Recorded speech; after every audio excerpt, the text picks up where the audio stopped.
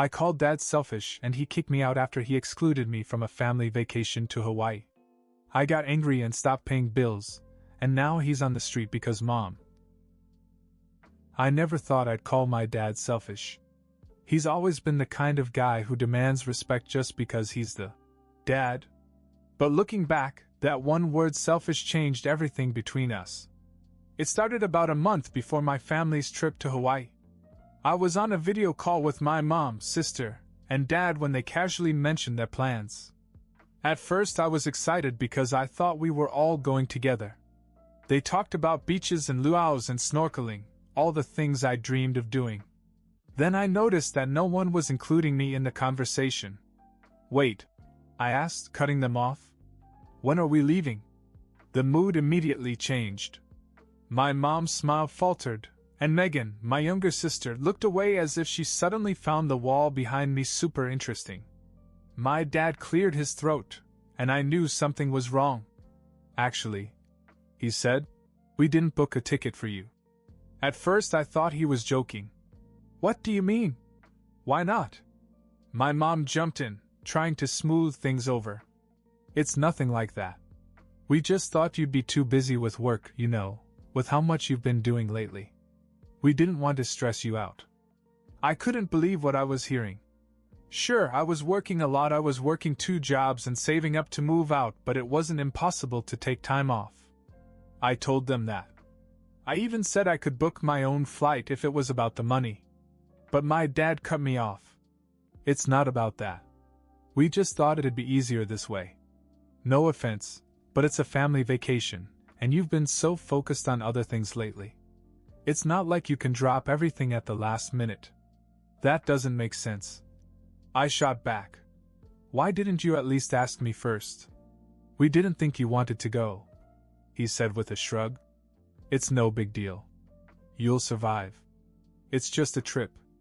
It felt like a slap in the face. My own family was going on the vacation of a lifetime, and they didn't even consider including me. Not even an invitation.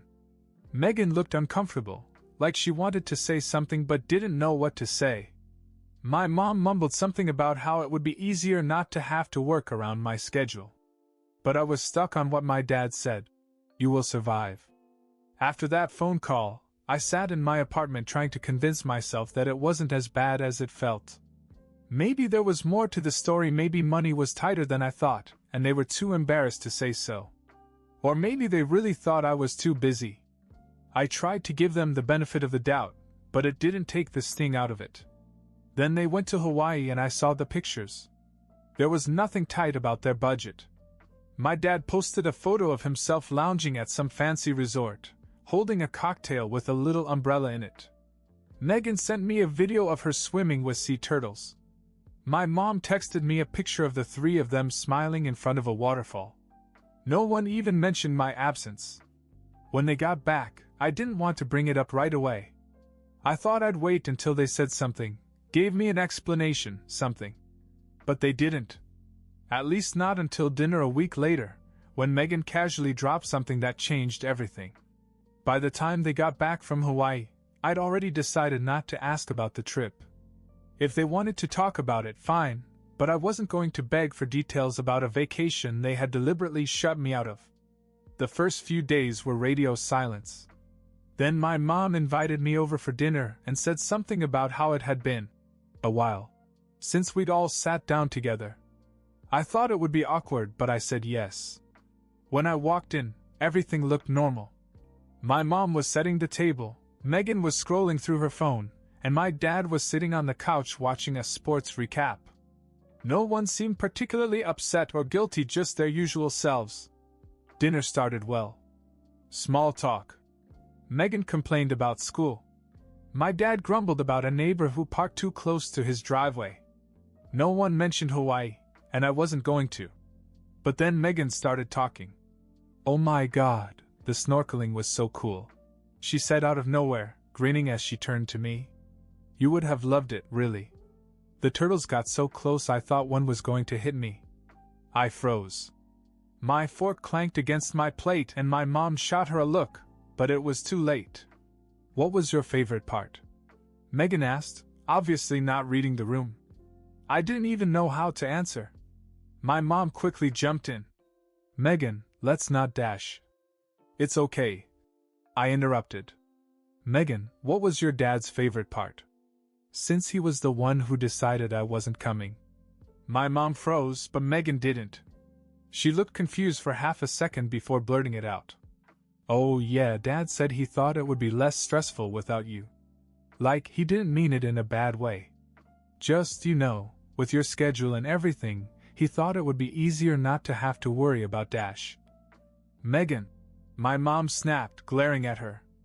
But I didn't care about my mom's reaction. All I could focus on was my dad, who was sitting there like nothing was happening, picking at his food. You're unbelievable, I said, looking right at him. He finally looked up. What's that supposed to mean? You didn't want me to go? You couldn't even say that to my face? I had to hear it secondhand at the dinner table? That's pathetic. His face immediately turned red. Watch your mouth. Don't talk to me like that. No, I said, shaking my head. You're being selfish. You didn't even think about how I would feel. You just wanted to have your little trip without me. And now you can't even admit it. That's when he lost it. He stood up so fast his chair scraped the floor. You don't call your father selfish, he shouted.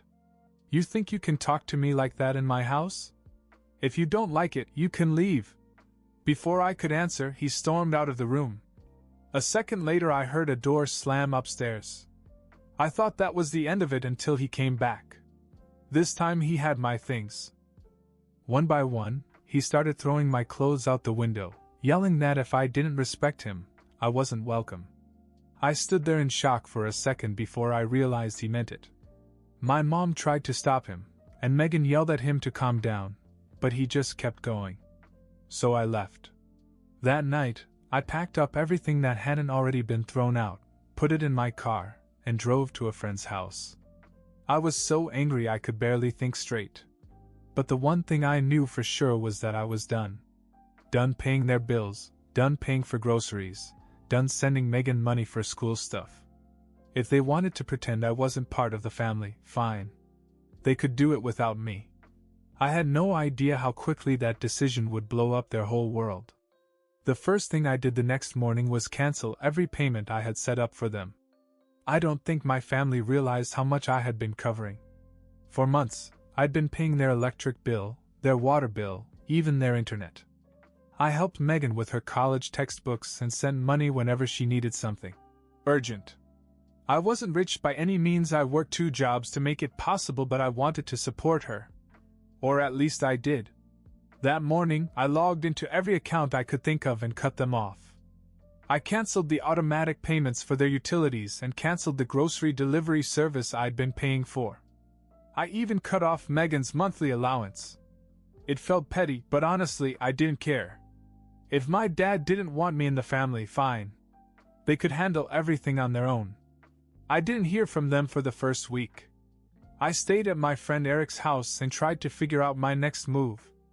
Eric kept telling me I'd done the right thing, but I still questioned myself. I mean, it wasn't Megan's fault, or even my mom's, really. It was my dad's. Still, I didn't want to back down. Then the phone calls started. The first was from my mom. She left a voicemail, her tone much softer than I expected. Hey, sweetie. We need to talk about the bills. I'm not sure what's going on, but the power company said they haven't received payment. Call me back, okay? I didn't. The next call came a day later. This time she sounded more stressed. Listen, I don't know what's going on, but the water's been turned off. I thought you were still taking care of it. Call me as soon as you can. I ignored them too. By the end of the week, they'd lost patience. My dad called, and this time there was no sugarcoating. You think this is funny? He said, his voice sharp. I know you're the one who stopped paying. Do you have any idea how irresponsible that is? You're screwing over your own family for what? A temper tantrum? I let him rant for a while before I finally replied. I'm not paying for anything anymore. I said. Figure it out yourself. You think we can just pull money out of thin air? He shot back. That's not my problem, I said and hung up. A few days later I got a text from Megan. She was the only one who didn't seem angry, just confused. Hey, can we talk? Mom's really upset. Dad's not saying much, but things are kind of a mess around here. I'm not sure what's going on, but if it's about the trip, I'm sorry. I didn't know you weren't coming until it was already decided. This text hit me harder than I expected. I felt bad for her, but I still wasn't ready to move. Then, out of nowhere, my mom called again. I almost didn't answer, but something told me I should. Her voice was softer this time. I kicked him out, she said. What? I asked, not sure if I heard her right. Your father, she repeated. I told him to leave. He's staying with your uncle for now, but he doesn't live here anymore. That threw me. My mom wasn't the kind of person to make big moves like that, especially against my dad. What happened? I finally asked. She sighed. I told him what you said. That you weren't paying for anything anymore. And, well, I realized that you've been keeping this house running, not him. He hasn't contributed anything in years, and he still acts like he's in charge. I'm done with it. I didn't know what to say. Part of me wanted to feel vindicated, like this was the justice my father deserved. But another part of me wasn't so sure. You don't have to come back if you don't want to, my mother said. But the door is open if you do. I just thought you should know that. I hung up, my head spinning. I had no idea how to feel about any of this. And I didn't realize it yet, but the fallout was far from over. I spent the rest of that day pacing around Eric's living room, trying to process what my mom had told me. She had actually kicked my dad out. It didn't feel real. Eric told me to go back home. It sounds like your mom is trying to make things right, he said. Maybe this is her way of showing you that she understands now. But I wasn't sure. It felt weird, like I'd won some twisted power struggle I hadn't even wanted to start. And honestly, I wasn't sure I wanted to go back. Not yet, anyway. Then Megan called. Can you come over? She asked. I don't know, Meg. It's still a little. I trailed off, trying to find the right word. Look, I understand why you're mad. And I'm not saying you're wrong, she said. But things are bad here. Mom is stressed, and Dad is angry. He keeps blowing up her phone, saying she's ruining everything. I don't think she's taking it well. I sighed. Fine. I'll come by tomorrow. When I got to the house, it felt like I was in a different place. The lights were dim and the living room was eerily quiet. My mother was in the kitchen, staring at a pile of unpaid bills. Megan was on the couch and looked relieved to see me. Thanks for coming, she said as she stood up. Mom's, well, you'll see. I walked into the kitchen and my mother looked up. She looked tired, older somehow. Hey, I said. You okay? She forced a smile. I'm fine. It's just, everything feels like it's falling apart all at once. I looked at the bills on the table. The pile was bigger than I expected: electricity, water, internet, and a bunch of others I didn't recognize. I'm trying to keep up, but your dad never handled any of this, she admitted. And now that he's gone, I realize how much we relied on you. I should have stepped in sooner. I'm sorry. It was the first time she ever apologized for anything related to the trip or the mess it had caused. And as much as I wanted to stay angry, I could see that she was really struggling. What are you going to do? I asked. I don't know yet, she said quietly. Maybe I need to get more hours at work. Or maybe I'll sell some stuff. I'll figure it out. It was hard to watch. I didn't regret cutting her off, but I hadn't expected things to spiral so quickly. And I certainly didn't expect my mom to be the one left picking up the pieces. That night, I stayed to help Megan with some school stuff and talked to my mom about how to budget everything. It wasn't easy, but I left feeling like maybe things would work out. Then, a week later, everything changed again. I was at work when I got a call from Megan. She sounded panicked. Did you talk to Dad? she asked. No. Why? He's here, she said. He just showed up. He's yelling at Mom, saying he won't leave until she takes him back. Can you come over? My heart sank. I didn't want to deal with him, but I couldn't just ignore it. Yeah, I said. I'm on my way. As I pulled into the driveway, I could hear his voice from outside. He was in full rant mode, pacing the living room while my mom stood there with her arms crossed. You think you can just kick me out like I'm nothing? He yelled. After all I've done for this family? I stepped inside and his eyes immediately landed on me. Oh, look who decided to show up, he said. The big shot. Are you happy now? This is what you wanted, isn't it? I clenched my jaw but said nothing. I could feel the tension in the room, like everyone was waiting to see what I was going to do. Dad, I finally said, keeping my voice calm. You need to leave. He laughed bitterly. And who's going to make me? You. This is still my house. Not anymore, my mother said firmly. That seemed to push him over the edge. He started yelling again, saying things I won't repeat here. But before he could go any further, Megan stepped in. Stop it, she shouted, her voice shaking. You're acting crazy. Just go. For a moment, he looked stunned, as if he couldn't believe she was siding against him. But then he grabbed his coat and stormed out, slamming the door behind him.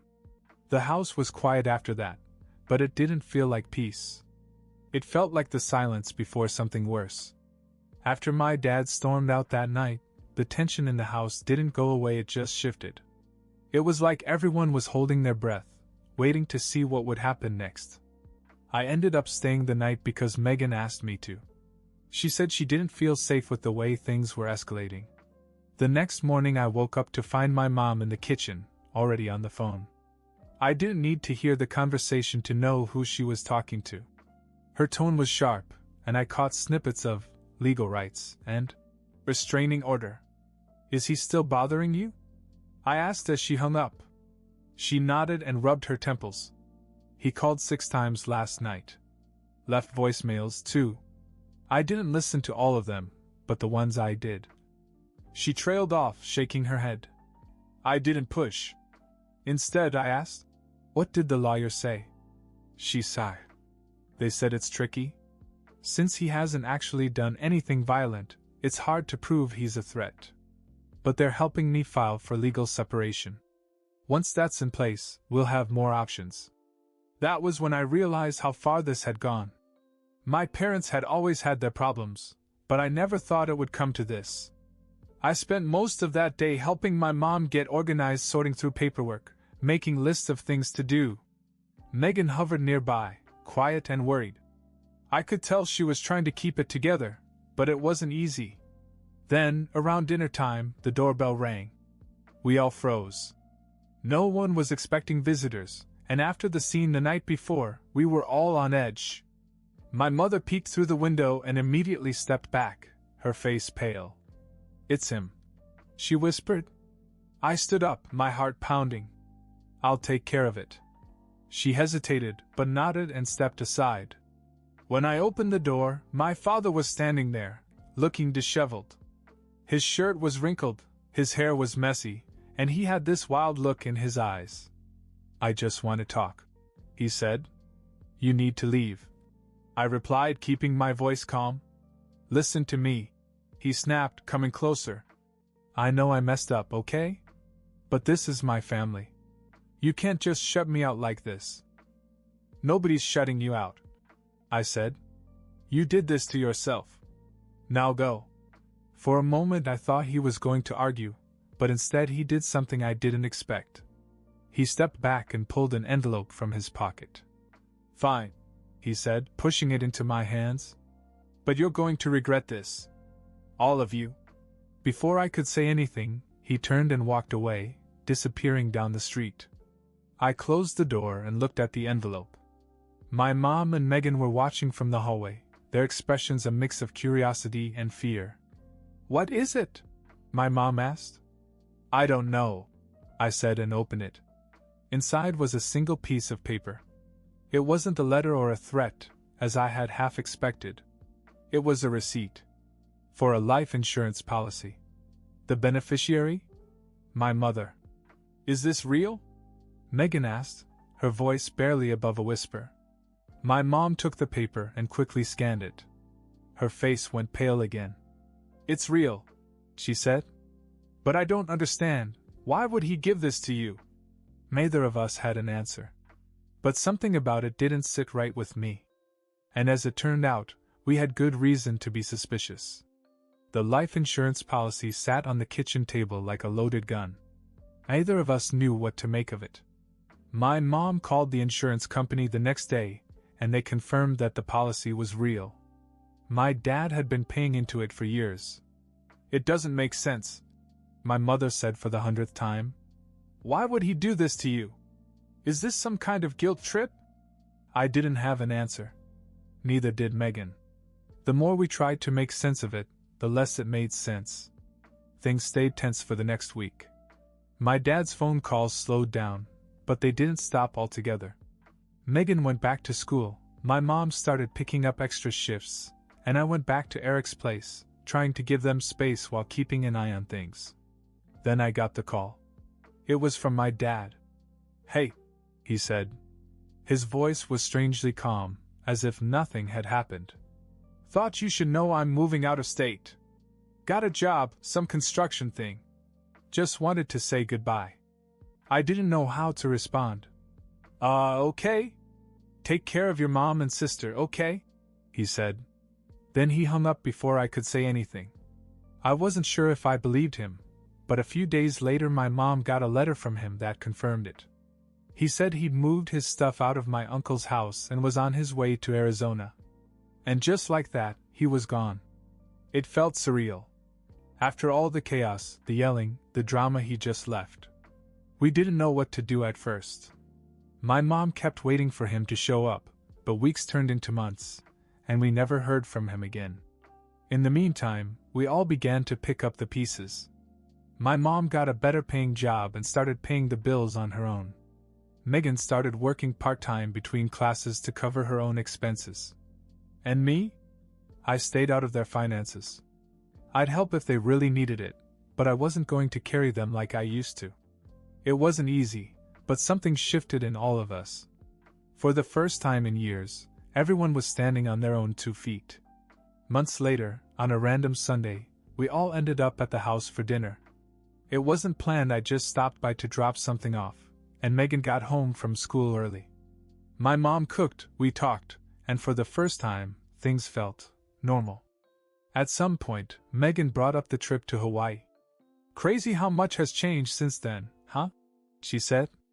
I laughed. Yeah. You actually pay for your own textbooks now. She threw a napkin at me, and my mom rolled her eyes. But we all smiled.